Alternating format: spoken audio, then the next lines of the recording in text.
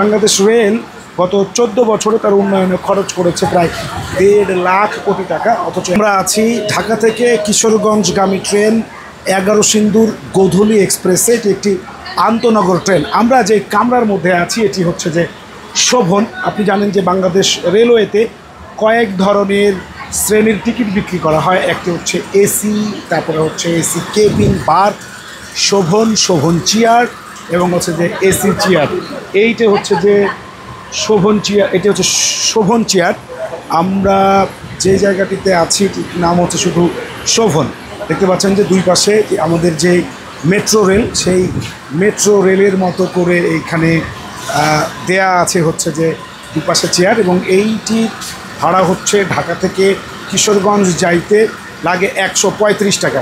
কিন্তু এটির সার্ভিস আরও ভালো হওয়া দরকার ছিল। এবার দুপাশে এটির যে ওয়াশরুম তার আসলে গন্ধে এখানে টেকা একেবারে অস্বস্তিকর।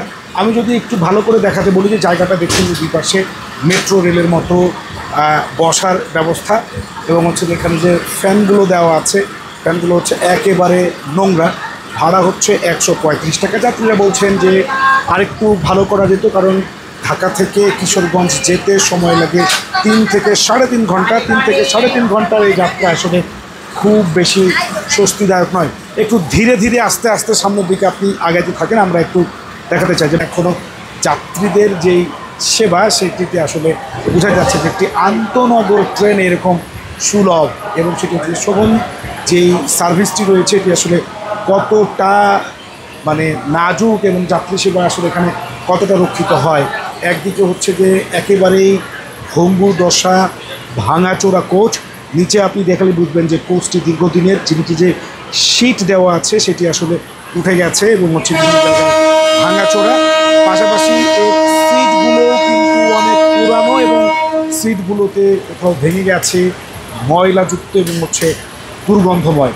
পুরো জায়গাটি আসলে 135 টাকার যাত্রা হলেও ঢাকায় যারা নিয়মিত যাতায়াত করেন, যারা হচ্ছে নিম্ন আয়ের মানুষ অথবা প্রান্তিক মানুষ, তাদের আসলে এই 135 টাকা দিয়েই এই বাহনে করে আসলে তাদেরকে যেতে হয়। কারণ তারা আসলে অন্য কিশোরগঞ্জের যাওয়ার জন্য যে অন্য ট্রেনগুলো রয়েছে সেগুলো হয়তো একটু এক্সপেন্সিভ।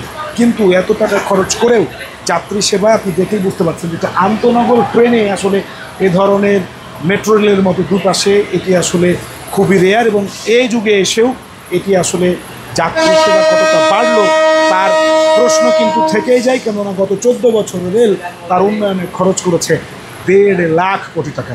ধন্যবাদ সবাইকে।